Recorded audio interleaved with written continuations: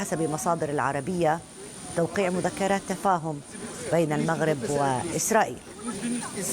إذن مشاهدينا الكرام، نتابع وإياكم هبوط أول طائرة من تل أبيب إلى مطار سلا القريب من العاصمة المغربية، وهي الرحلة الأولى التي تحمل وفدين إسرائيلي وأمريكي برعاية جاريد كوشنر الذي كان عرى باتفاقيات السلام مؤخرا مع إسرائيل.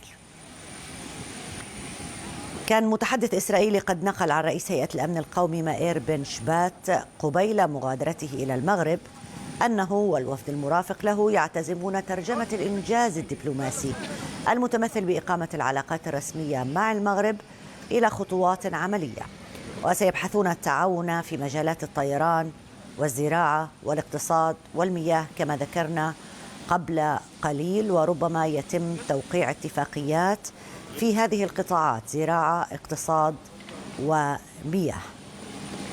كما ذكرنا قبل قليل من المتوقع أن يتم اجتماع ما بين العاهل المغربي وهذا الوفد وجاريد كوشنر برعاية جاريد كوشنر طبعا، الذي كان هو عرى باتفاقيات السلام مؤخرا مع عديد من الدول العربية مع إسرائيل، وفتح خطوط الطيران المباشر ما بين تل أبيب وبعض العواصم العربية ومنها مؤخرا الرباط في المغرب. نزلت الطائرة في مطار سلا بالقرب من العاصمة المغربية الرباط. ونتوجه وإياكم إلى نشرة الخامسة حسب العناوين التي استعرضناها معكم قبل قليل. نبدأ ببريطانيا.